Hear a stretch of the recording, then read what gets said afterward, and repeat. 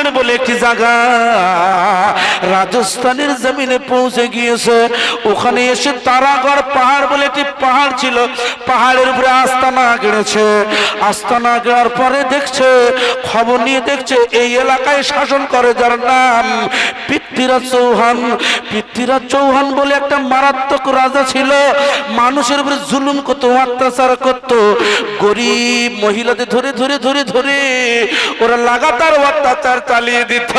যেমন গোটা বিশ্বের বর্তমান নেতারা ট্রাম্প থেকে শুরু করে আমাদের নরেন্দ্র মোদীর নাম উঠেছে, নাম উঠেছে কি ফাইলে, কি ফাইলে? Epstein file.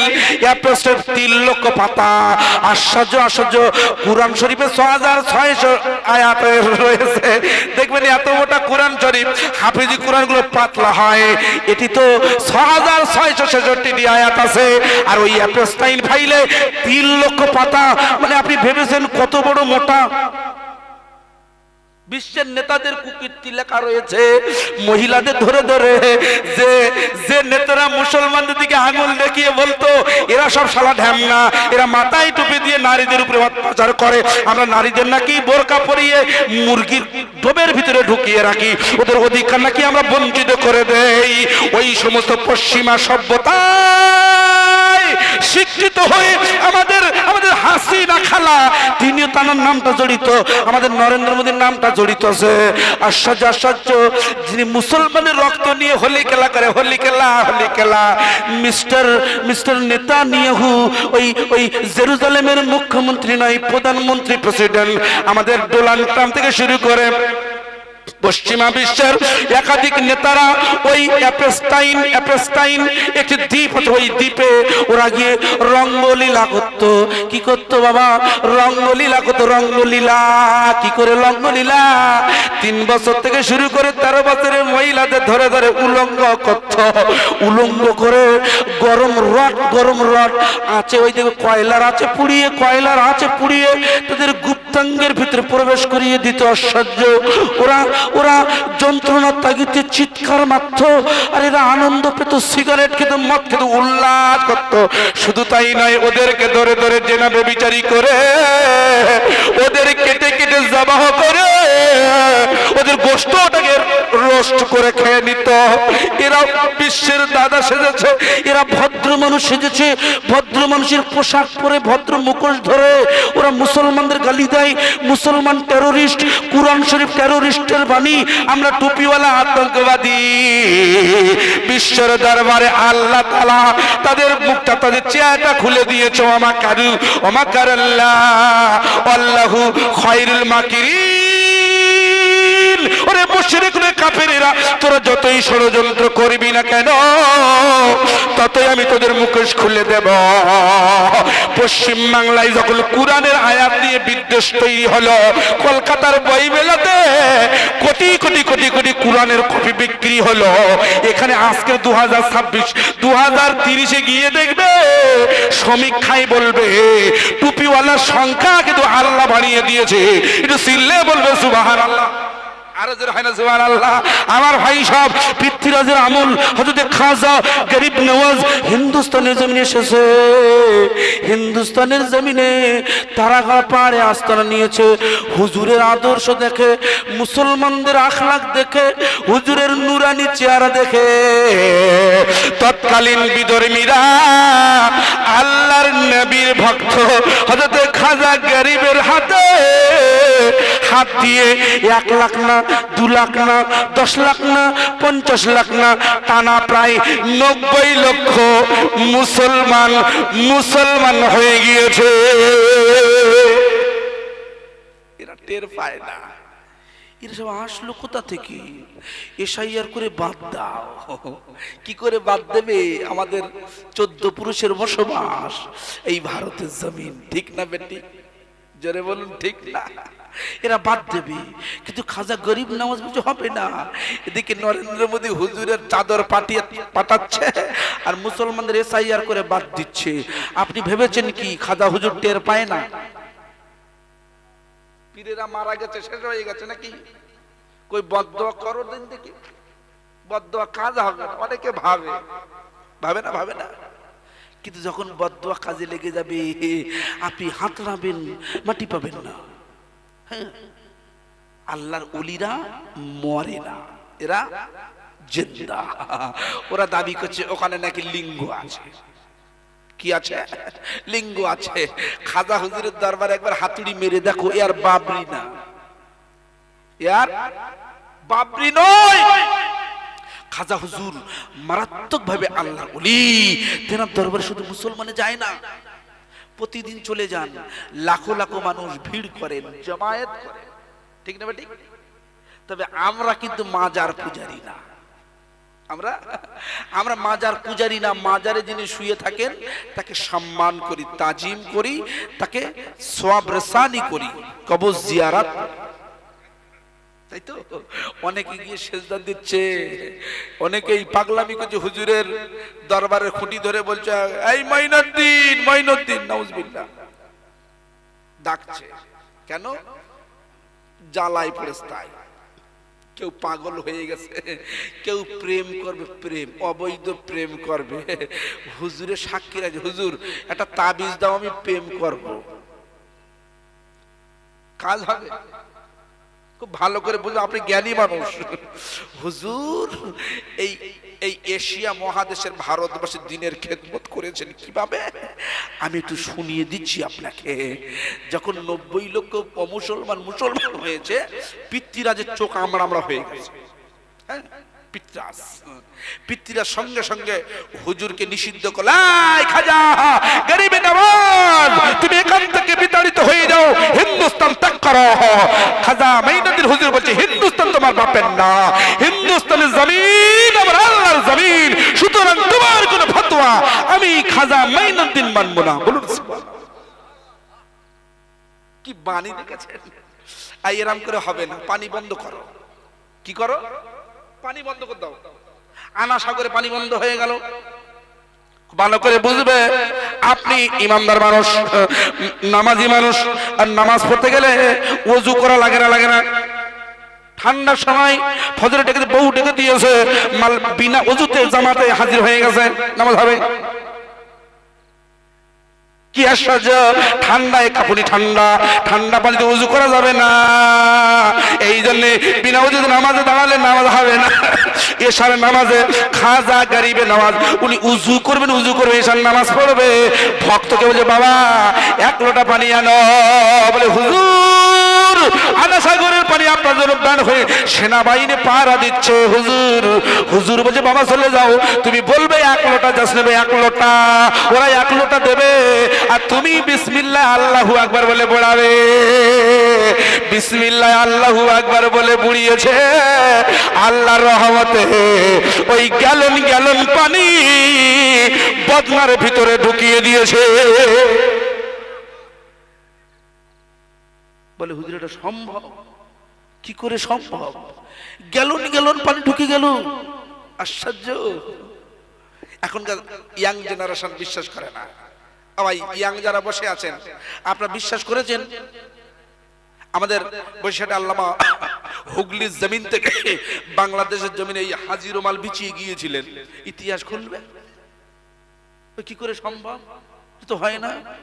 হয়। আপনি যখন আল্লাহর হয়ে যাবেন, তো আপনি যখন আল্লাহর হয়ে যাবেন, আল্লাহ আপনার হয়ে যাবেন। ঠিক না বেটি? ইমামে রাব্বানি মুজাদ্দিদ আল-পেসানি আহমদ ফারুক সিরহিন্দি নাম শুনেছেন? হুজুরের রওজা কোথায়? সিরহিন্দ, পাঞ্জাবে। পাঞ্জাবের জমিনে হুজুরের রওজার ঠিক পাশে দেখবে একটা জায়গা ঘেরা আছে। ওই জায়গায় গিয়ে 2 রাকাত নফল পড়তে হয়, নামাজ। কেন? ইতিহাসে পাওয়া যায় হুজুরের কাছে কাবাটা পৌঁছে গেছিল। বলুন সুবহানাল্লাহ। আল্লাহ পাক আরজি করছে, আল্লাহ আমি আহমদ ফারুকি, আমি আল্লাহ তোমার গোলাম, তুমি তোমার কাবাটা আমার এখানে পাঠাতে পারো না? আল্লাহ সঙ্গে সঙ্গে কাবা শরীফ, মক্কার আসল কাবাটা একদম ডাইরেক্ট পাঠিয়ে দিয়েছিল কয়েক সেকেন্ডের জন্য। বলুন সুবহানাল্লাহ। হুজুর আমার তওয়াফ করলেন, নামাজ আদায় করলেন, আল্লাহকে হাত, আল্লাহ আল্লাহ কাবা তো তোয়াফ করলাম, তোয়াফের পরে পানি খেতে হয় জমজম, জমজমের পানি কোথায় পাবো? আল্লাহ বলছে দাঁড়াও বাবা, তোমার চিন্তা করা লাগবে না। আহমদ ফারুকি সঙ্গে সঙ্গে আল্লাহ ওই জমজম কূপ থেকে, মাটির তলা থেকে এমন একটি লাইন তৈরি করে দিয়েছে, পাঞ্জাবের শ্রীহিন্দে ওই জমজমের শাখা হিসাবে একটি কূপ, একটি নল আল্লাহ তৈরি করে দিয়ে, যে জমজমটা মক্কায় পাওয়া যায় পানিটা, ওই পানিটা আমাদের ভারতবর্ষের জমিনে আমাদের বাবা আহমদ ফারুকি শ্রীহিন্দের উসিলায় হিন্দুস্তানের পাঞ্জাবের শ্রীহিন্দে চলে যাবেন, ওই পানিটা পেয়ে যাবে। এটি হলো আল্লাহর রহমত। একটু আওয়াজ দিয়ে বলবেন সুবহানাল্লাহ। খেয়ে দেখবেন জাস্ট সেম টু সেম। কিসের বদৌলত? আল্লাহ পাকের রহমত। বান্দা যখন আল্লাহর হয়ে যায়, আল্লাহ পাক তার জন্য সবকিছু নিয়ন্ত্রিত করে দেয়। বলুন সুবহানাল্লাহ। ঠিক ওই রকম গ্যালন গ্যালন পানি, আনা সাগরের পানি কি কম? সমস্ত পানি একটা লোটার ভিতরে ঢুকিয়ে দিয়েছে। পরের দিন পৃথ্বীরাজ সিংহাসন বসে আছে, উনি মুকুট খুলেছে, গোসল করবে না, চ্যান করবে। কি করবে? চ্যান করবে। চ্যান আমরা কি করি? গোসল করি। গোসল, কারণ গোসল করতে হয়, গোসল না করলে সমস্যা। গোসলের কটা ফরজ? বলে হুজুর ওইটা বলতে পারবো না, এতদিন অশুনছি আমরা, ওইটা জানি না হুজুর। গোসলের 3 ফরজ। কয় ফরজ? মুখস্থ করে নেন। গোসলের 3টা ফরজ। আমি যেটা বলছি, ওই চ্যান করতে এসে আশ্চর্য, আরে পানি কোথায় গেল?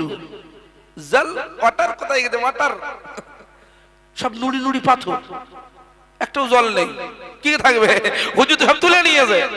শালা পানি বন্ধ করবি, আমি সব তুলে নেব। হুজুর তুলে নিয়ে বোতলে ভর্তি করে রেখে দিয়েছে। বাবা বসো বসো, বসে আছে। এখন পৃথ্বীরাজ পানি না পেয়ে আশ্চর্য, এই সেনা কমান্ডার, এই পানি হলো কি? বলে কেন আমরা জানি না। ফকির সাহেবের খাদেম গতকাল রাত্রে 1 লোটা পানি নিয়েছিল, সেখান থেকে পানি নেই। পাহাড়িয়া এলাকা, পানি কোথায় গেল? আনা সাগরে কোনো ভোগ নেই, কোনো পাইপলাইন নেই, পানি কোথায় গেল? আশ্চর্য চিন্তা।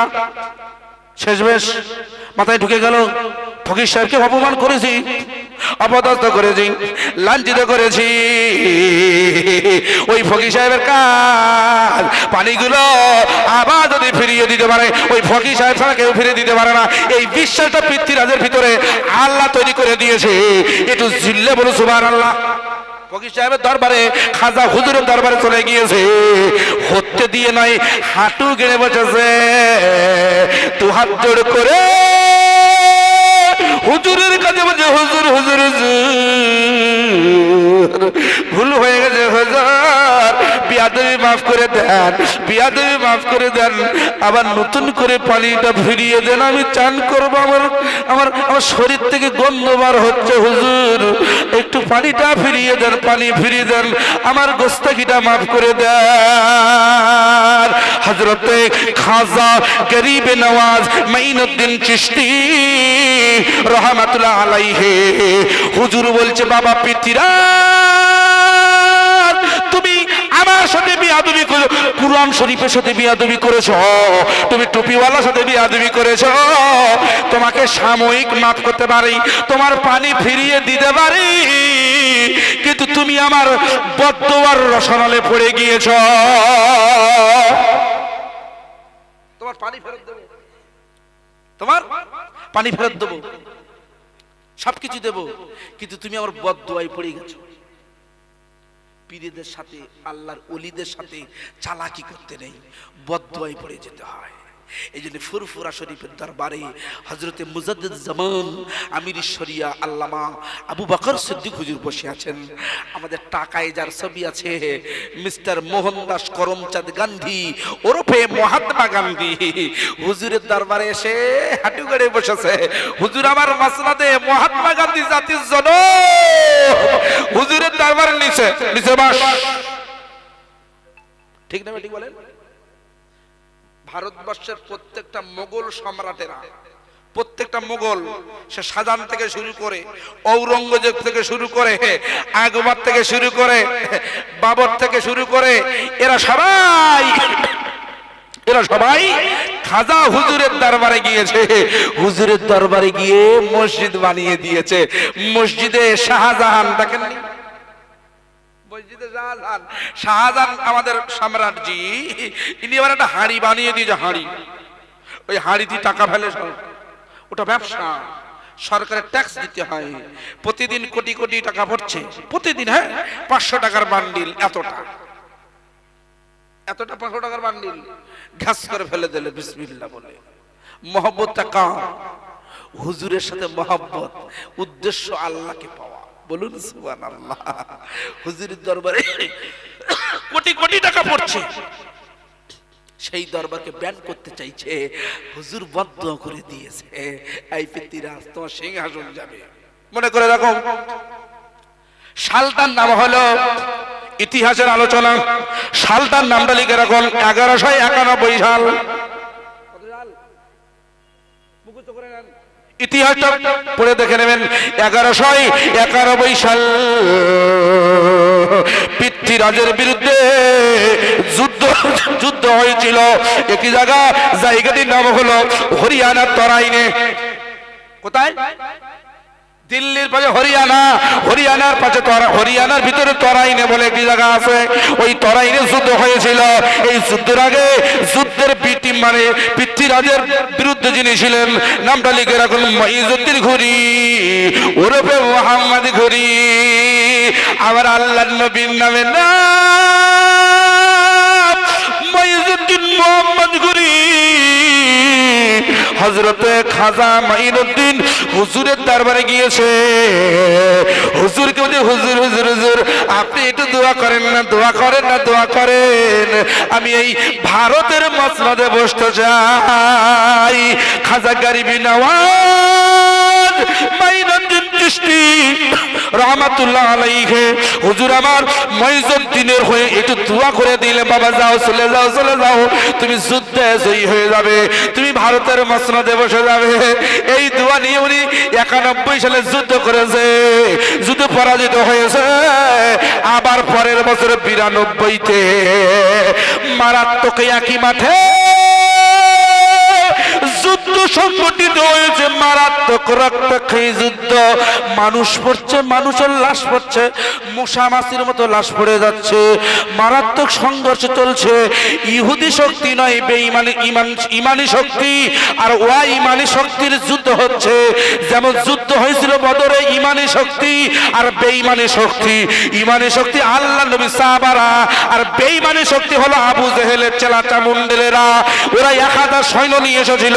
এরা 313 জন ওই বদরের মাঠে যুদ্ধ করে জয়ী হয়ে আবার রমজানুল মুবারকের রোজা অবস্থাতে রমজানের রোজা করতে করতে যুদ্ধ করেছে। 1000-এর বিরুদ্ধে যুদ্ধ করেছে। এদের তলোয়ার নেই, এদের কোনো অস্ত্র বোম নেই, পারমাণবিক অস্ত্র নেই। রসুল বলছে খাজুরের ডাল নিয়ে এসে বাকল কেটে আনো। খাজুরের বাকল গুলো 2 হাত 2.5 হাত করে কেটে কেটে দিয়েছে। ও সাহাবারা নিয়ে চলে যাও, ওই খাজুরের লাঠি নিয়ে বদরের যুদ্ধ করি করি আল্লাহ যুদ্ধে বিজয়ী দান করেছে। তরাইনের যুদ্ধে খাজা মাইনুদ্দিন চিশতি হুজুরের দুয়ার ফলে পৃথ্বীরাজকে হারিয়ে দিয়ে যুদ্ধে জয়ী হয়ে দিল্লির মসনদে আল্লাহ বসিয়ে দিয়েছে। নারায়ে তাকবীর, নারায়ে তাকবীর। আওলাদে ফুরফুরা, বলো জিন্দাবাদ। আওলাদে ফুরফুরা, আওলাদে ফুরফুরা, নারায়ে তাকবীর। সিলসিলা হক ফুরফুরা শরীফ, সিলসিলা ফুরফুরা শরীফ, নারায়ে তাকবীর। মুহাব্বতে দরুদ আল্লাহুম্মা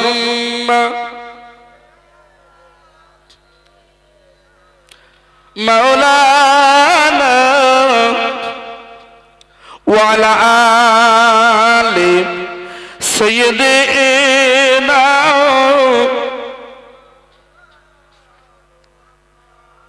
দিল যে আমার ঝলসে গেল, দিল যে আমার ঝলসে গেল, কাবা দেখা হলো না। কবে যাব ওগো আল্লাহ, সোনার মদিনা দিল যে আমার জ্বলছে গেল কাবা দেখা হলো না কবে যাব ওগো আল্লাহ সোনার মদিনা মদিনার খুরমা মিষ্টি মদিনার খুরমা মিষ্টি আরো মিষ্টি বেদানা তারি চেয়ে ওদিক মিষ্টি আমার নবী নাম খানা আমার বন্ধুরা একটু দিলে দিলে পড়েন আল্লাহুম্মা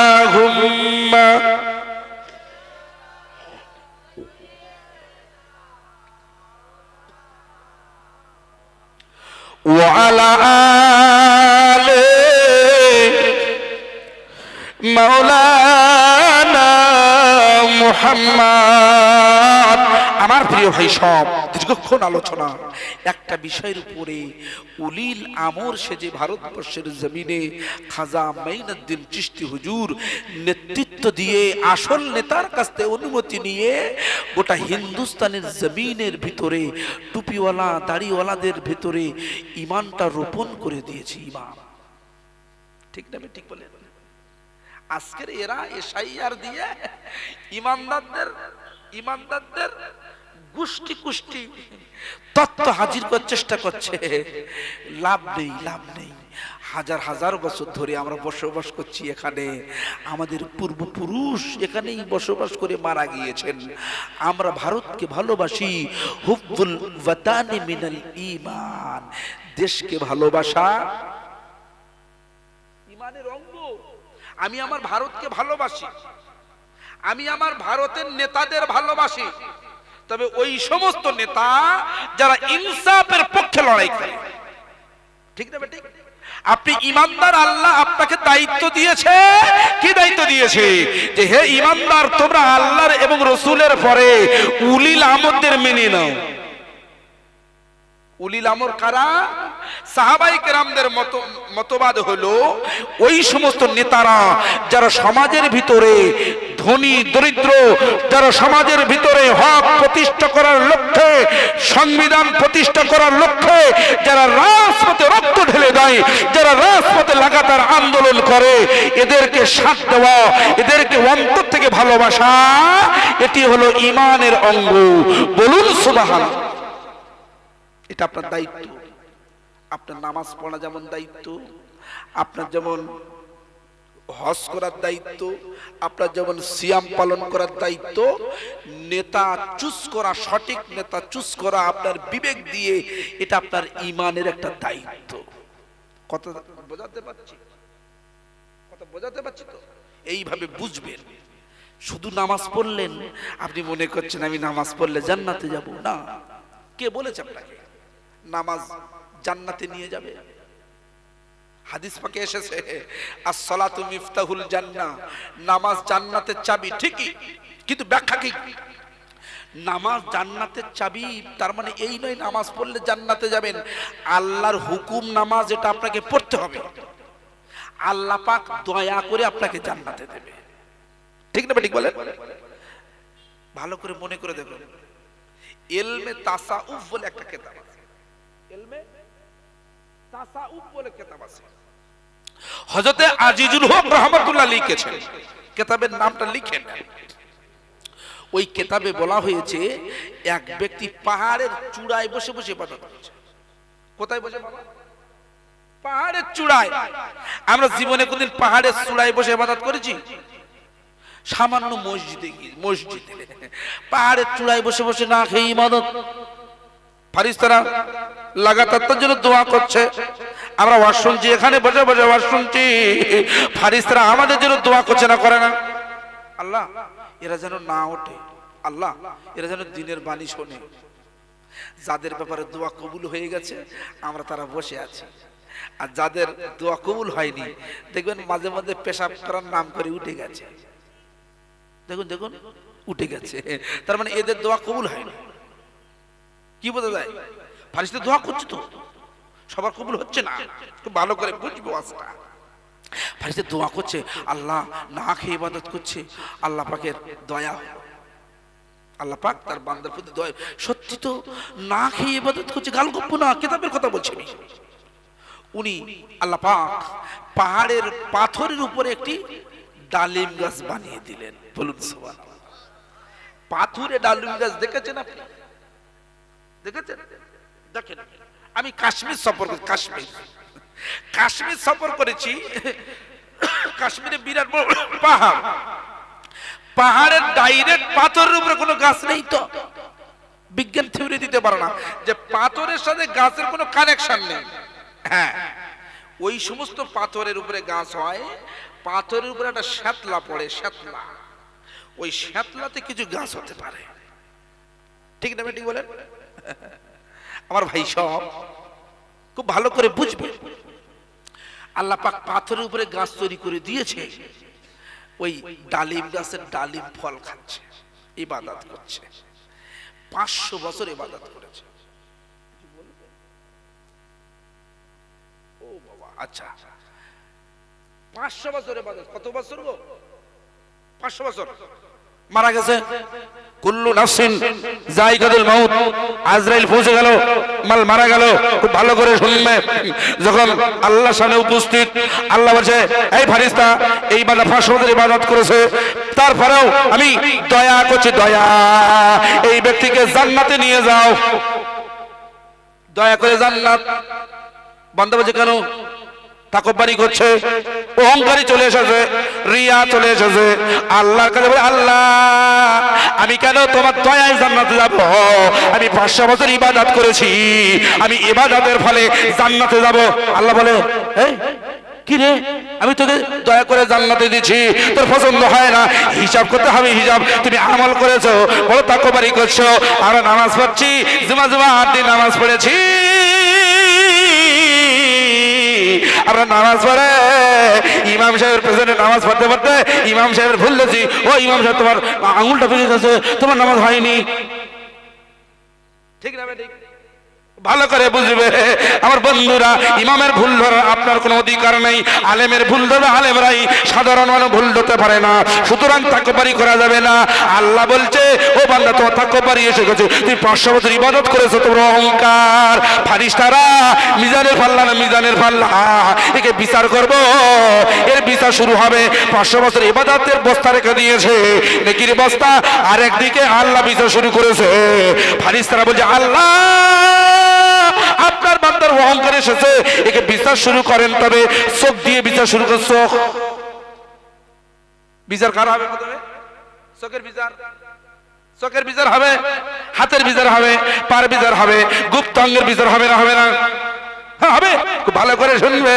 আমরা তসবি টিভি বাজারে গিয়ে তসবি টিভি, আমি অনুরোধ করছি আপনার তসবিটা পড়বেন, তার সাথে সাথে বেশি বেশি করে আঙুলটা দিয়ে আঙুল গুনবেন। কি বলে? সুবহানাল্লাহ, সুবহানাল্লাহ, সুবহানাল্লাহ 33 বার, আলহামদুলিল্লাহ, আলহামদুলিল্লাহ 33 বার, আর আল্লাহু আকবার, আল্লাহু আকবার কতবার? 34 বার। আঙুল দিয়ে গুনবে। কেন?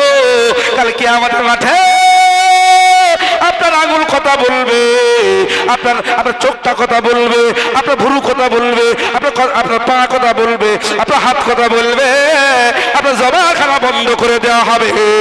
এই জন্য আল্লাহ পাক বেশি বেশি খুশি হয় হাতে তসবিহ পড়লে, সুবহানাল্লাহ, আলহামদুলিল্লাহ পড়লে। আল্লাহ চোখের হিসাব ধরেছে। আমরা যখন ঘাটে পুকুরে বাজারে যাই, দেখবে বাইক নিয়ে, হিরো হন্ডা বাইকটা এখন চলে না, এখন কি চলে? কায়দাবাজি বাইক দেখবে, বাইকম্যান বাইক চালাচ্ছে, পেছনে গার্লফ্রেন্ড নিয়েছে, গার্লফ্রেন্ডটা এমন করে কোম্পানি এমন বাইক সিস্টেম করেছে, তার ঘাড়ের উপরে যেন বসলি ভালো হয়। ঠিক না? ঠিক ভালো করে শুনবে। মাল পেছনে গার্লফ্রেন্ড দেখেছে, ওদিক থেকে মেয়ে সুন্দরী, দেখতে পাবে সুন্দর, তো আরে সাদা চামড়া, দেখে দেখে চোখটা দেখছে, চোখটা এমন ভাবে তাকে দৃষ্টি আকর্ষণ করেছে, দৃষ্টি নিক্ষেপটা এমন মারাত্মক জিনিস, এমন ভাবে তাকিয়েছে, ওই মহিলাটির সর্বাঙ্গ দেখে নিয়েছে। একটু চিল্লে বলুন নাউজুবিল্লাহ। হয় না? হয় না বলেন? চোখ এত মারাত্মক জিনিস। এই জন্য চেহারাটাকে ঢেকে রাখতে বলা হয়েছে। আধুনিক মায়ের বলেন, না না, কি আমরা চেহারা ঢাকবো কেন? বোরখা পরছে, টাইট ফিটিং, ঠিক আছে, কায়দাবাজি বোরখা, কত রকম কায়দাবাজি। তারপরে মুখটা বেশ আটা ময়দা বা অন্যান্য ওই যে কসমেটিক্স বলে, আপনারা বেশ ভালো জানেন, সাদা মতন কালো মিয়ে সাদা হয়ে যাচ্ছে। আল্লাহর কি রে আমার ভাই সাহেব, আমি কালিমুল্লাহ না, কালিমুল্লাহ আল্লাহর কি বলা যাবে না। যাই হোক, এইরকম মার্কা মানে সাদা মেয়ে নয়, কালো মেয়ে সাদা হয়ে যাচ্ছে। ওই মেয়েকে দেখে চোখ মেরে দিয়েছে। এই চোখ মারাটার বিচার আল্লাহ শুরু করছে। 500 বছর তুমি ইবাদত করেছো, কিন্তু তোমার চোখের বিচার করতে করতে করতে করতে 500 বছরের আমলের মতো শেষ ফয়সালা হলো এই জাহান্নামে, একে নিয়ে চলে যাও, জাহান্নামে চলে। আল্লাহ ভুল হয়ে গেছে, আল্লাহ আমি তাকব্বুরি করে ফেলেছি। আল্লাহ আমার চোখের ভিতরে যে এত গুনাহ ছিল আমি জানতাম না তো। এখন তো অন্যান্য অঙ্গ প্রত্যঙ্গ বাকি আছে, সুতরাং অহংকার করা যাবে না, অহংকার তাকব্বুরি করা যাবে না। আপনি সব সময় চাইবেন মসজিদে দুটো মুসল্লি কিভাবে বাড়ে, কিভাবে মসজিদ দুটো মুসল্লি বাড়ে, ভালো বলে আদর করে লজেন্স দিয়ে বাচ্চাদের ডাকবেন। জুমার দিন নামাজ হচ্ছে, বাচ্চারা একটু চেঁচামেচি করেছে, সালাম ফেরাবেন, বলেন এটা করবেন না, খারাপ জিনিস। কারণ আগামীর প্রজন্ম ওরা মসজিদে যাবে। আল্লাহ রসুল নামাজ পড়াতেন, হাসান হোসেন হুজুরের কাঁধ মুবারকে বসে থাকতেন। একদিন নামাজ পড়াতে পড়াতে হুজুরা সেজদা দিয়ে উঠছেন না। হযরত ওমর ফারুক মনে করছে, আরে আল্লাহর নবী নামাজের ভিতরে কি শহীদ হয়ে গেলেন নাকি, এত ভালোবাসতেন। সুতরাং বেশি দীর্ঘায়িত নয় আমার বন্ধুগণ, রসুলের শানে উচ্চ আওয়াজে আমরা দুরূদ শরীফ একাধিকবার পড়েছি। একবার কালমা শরীফের জিকিরের নজরানা পেশ করি। কালমা লা ইলাহা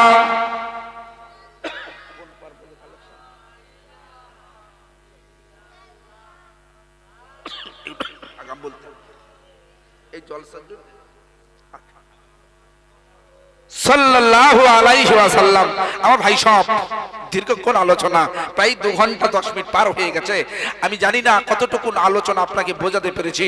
আমি একজন অযোগ্য নগণ্য গুনাহগার, আমার ভিতরে কিছু নাই, আল্লাহ পাক বলিয়েছেন বলেছি, ঠিক না? ঠিক, খুব মারাত্মক দামি তথ্য দিয়েছি।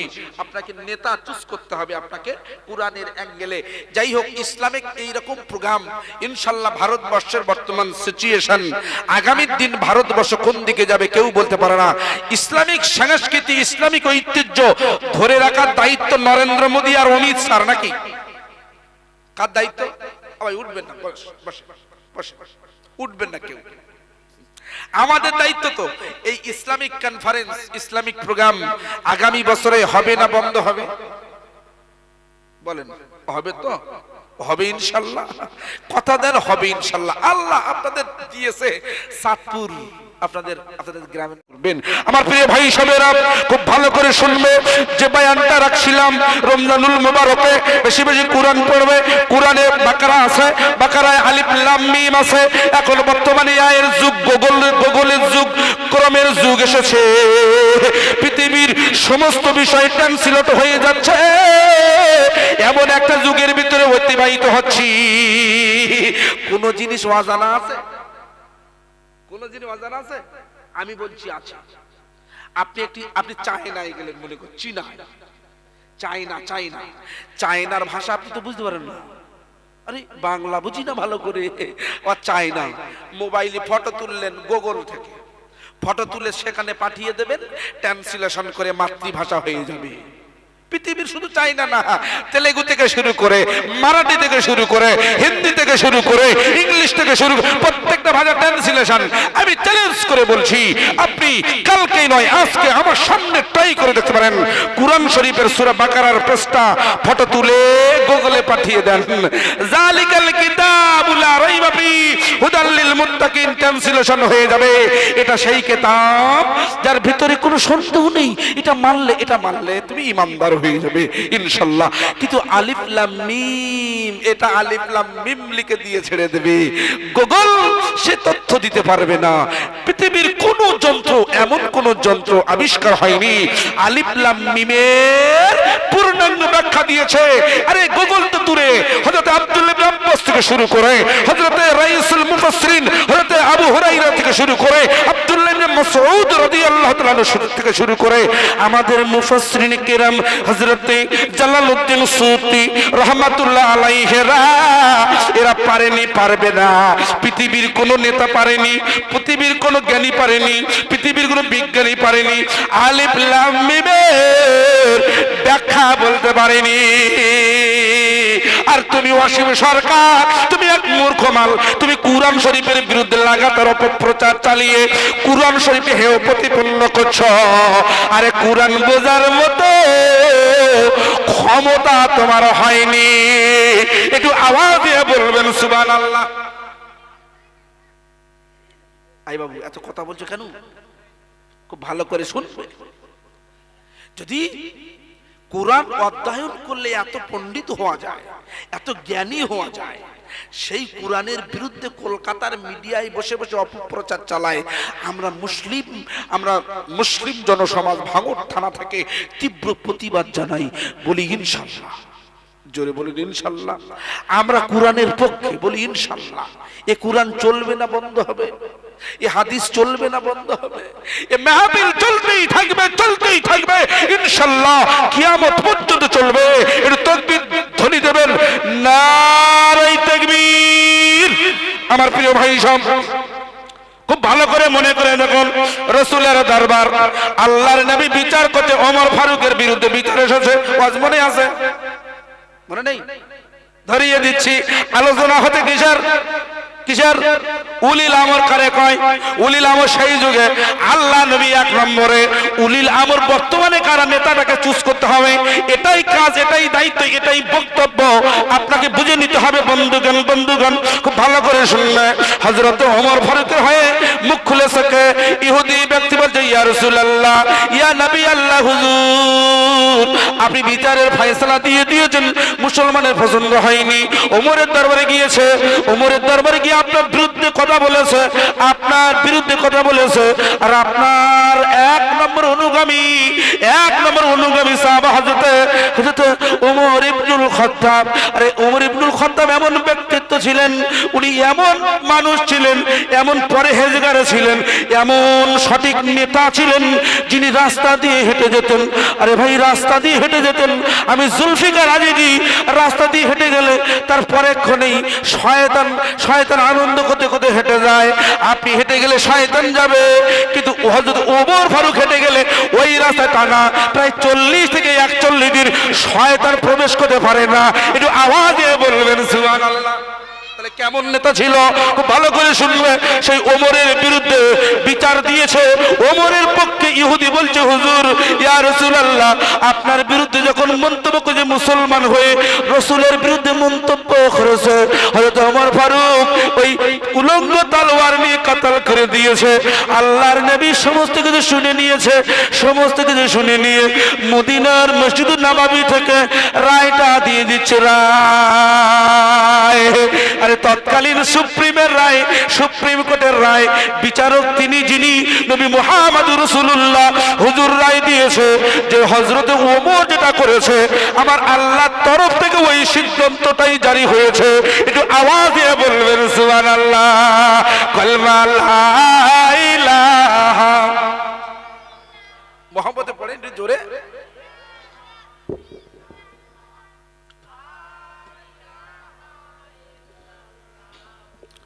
মুহাম্মাদুর রাসূলুল্লাহ, সকলে দুলে দুলে পড়বে কালমা লা ইলাহা। আর লা ইলাহা ইল্লাল্লাহু মুহাম্মাদুর রাসূলুল্লাহ। নবী গেলেন তয়েফে, নবী গেলেন তয়েফে, পাথর মারে কাফেরে, এ রক্তের দ্বারাই পাদুখানি রাঙা হয়ে যায়। নবী গেলেন তয়েফে, নবী গেলেন তয়েফে, পাথর মারে কাফেরে, এ রক্তের দ্বারাই পাদুখানি রাঙা হয়ে যায়। আমার আগা সোয় নবী আমার আল্লাহর কাছে কয় তয়েবাসী ও বুজুর চেনে না আমায় লা ইলাহা ইল্লাল্লাহ দূরে দূরে ইল্লাল্লাহ লা ইলাহা মুহাম্মাদুর রাসূলুল্লাহ सिद्दीरा से भी आगे कौन गया जिब्रील अमी से पूछो मेरा जी का दूल्हा कौन बनो जिब्रील अमी से पूछो सिद्दीरा से भी आगे कौन गया जिब्रील अमी से पूछो मेरा जी का दूल्हा कौन बना जिब्रील अमी से पूछो जिब्रील से रब ने फरमाया जिब्रील से रब ने फरमाया जन्नत की सवारी लेकर जा जन्नत की सवारी लेकर जा महबूब से जाकर कह दे महबूब से जाकर कह दे अब आगे करे वो सैर जरा अब आगे करे वो सैर जरा फिर कैसे हुई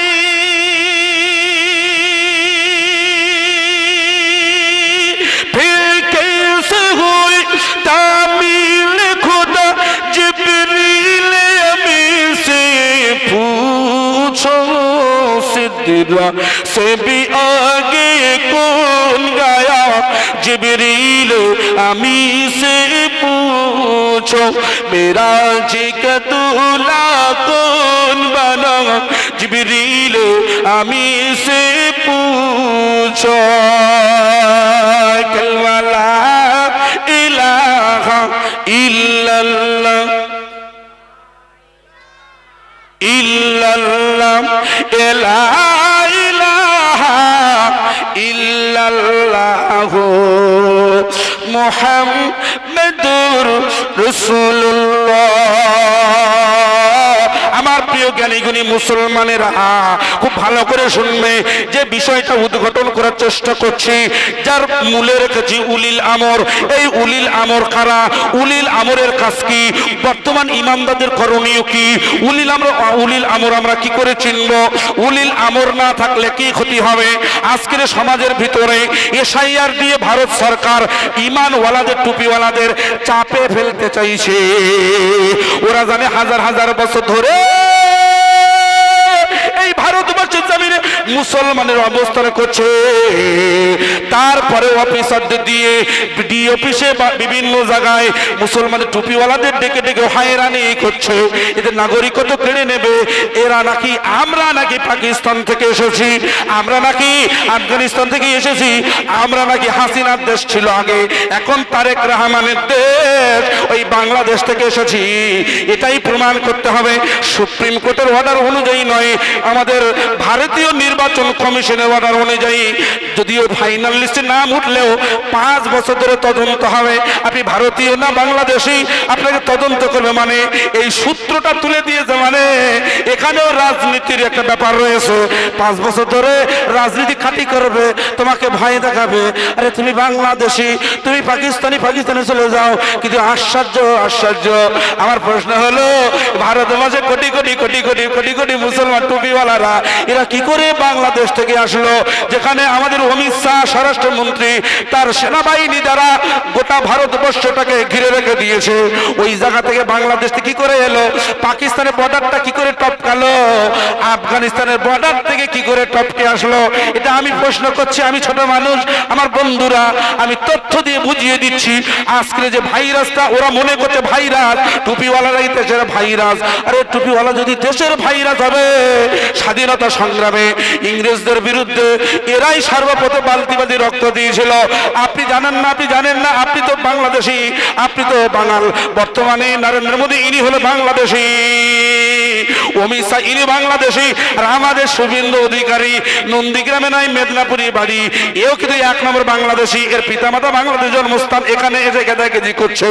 ভারতবর্ষের সম্প্রীতির বার্তা আমরা হিন্দু মুসলমান নিয়ে বসবাস করি, আমাদের বিরুদ্ধে সম্পর্কের ফাটল ধরবার চেষ্টা করছে, আমাদের সম্পর্কের বিরুদ্ধে ফাটল ধরিয়ে ওরা রাজনীতি চেয়ারে বসে থাকতে চাইছে। কিন্তু ভারতবর্ষের মুসলমান হিন্দুরা এরা এটা মেনে নেবে না। আগামীর বিধানসভা ভোটে এরা এটা দিয়ে দেবে। আমার বন্ধু, আমার রাজনৈতিক আলোচনা উদ্দেশ্য না, আমার উদ্দেশ্য হলো কোটি কোটি মুসলমানরা কি করে এলো।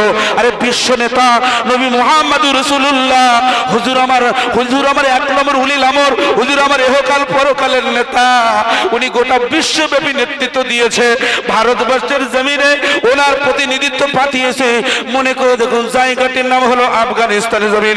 আফগানিস্তানের জমিন, আফগানিস্তানের জমিন। এখান থেকে প্রায় 1000 বছর আগে হযরতে খাজা গরিবে নওয়াজ মাইনুদ্দিন চিশতি আজমেরি রহমতুল্লাহ আলাইহি উনি আফগানিস্তানে শুয়ে আছেন।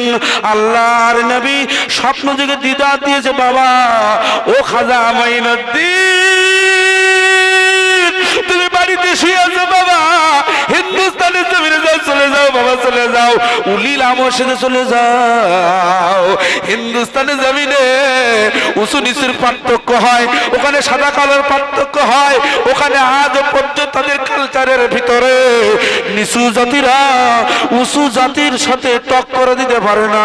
নিচু জাতিরা টিওয়ালে পানি খেলে তাদের প্রাণ দিতে হয়।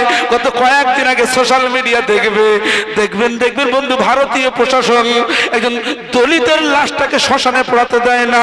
আরে এই রকম কালচার ওরা চায়, ওরা অন্ধকার ভারত থেকে আবার ফিরিয়ে আনতে চায়। আমরা টুপিওয়ালা দাড়িওয়ালারা এর বিরুদ্ধে সোচ্চার হয়ে এখান থেকে 1000 বছর ধরে আন্দোলন করে এসেছি, আজ করব।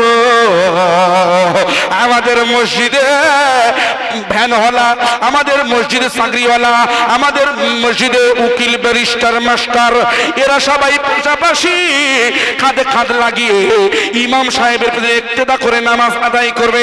এটাই হলো ইসলাম ধর্ম। একটু আওয়াজ দিয়ে বলবেন সুবহানাল্লাহ। আমার প্রিয় ভাই সব স্মরণ করতে থাকুন, স্মরণ করতে থাকুন। যখন আল্লাহর নবী হুজুরকে যখন এই বয়ানটা করে দিয়েছে, আল্লাহর মাহবুব বান্দা হযরত খাজা গরিবে নওয়াজ উনি তার পরের দিন পটলা পটলি নিয়ে গুছিয়ে নিয়ে দিনের খেদমতে বার হয়েছে। আমাদের তবলিগ ভাইরা দেখবে পটলা পটলি গুছিয়ে এখান থেকে সেখানে যায়, এ রাজ্য থেকে ওই রাজ্য, ভারত থেকে আমেরিকায় যায়, আবার আমেরিকা থেকে ভারতে আসে, নিঃস্বার্থভাবে দিনের খেদমত করে। আমরা কিছু কিছু উলামা তাদের কাটি মারি, এই কাটি মারাটা ঠিক না। আমার বন্ধুরা খুব ভালো করে বুঝবে, দিনের